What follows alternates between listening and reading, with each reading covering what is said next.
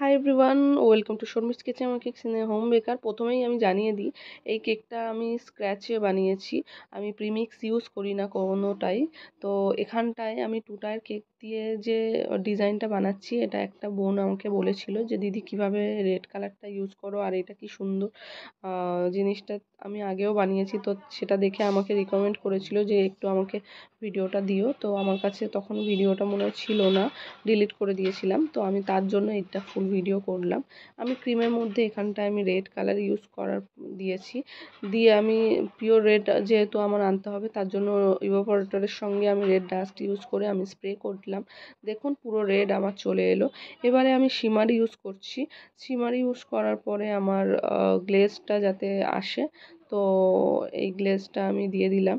Red colour আমি food colour বেশি ইউজও করতে হলো না, আর ক্রিমে এইটা তেতেও লাগে না। এবার আমি আর্টিফিশিয়াল ফুল ইউজ করছি ডেকোরেশনের জন্য।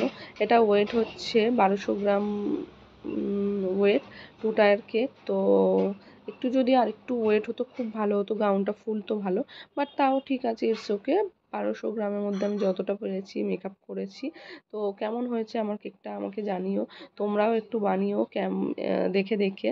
তো আমিও অনেকের অনেক দিদির ফটো দেখে ডিজাইন করার চেষ্টা করি। তো তোমরাও বানিয়ে কেমন লেগেছে না আমাকে জানাবেন, এবং আমার চ্যানেলটি লাইক কমেন্ট এবং সাবস্ক্রাইব করতে ভুলবেন না, এবং পাশে বেল আইকন ক্লিক করুন যাতে নোটিফিকেশনটা পেয়ে যান। Tata, bye bye.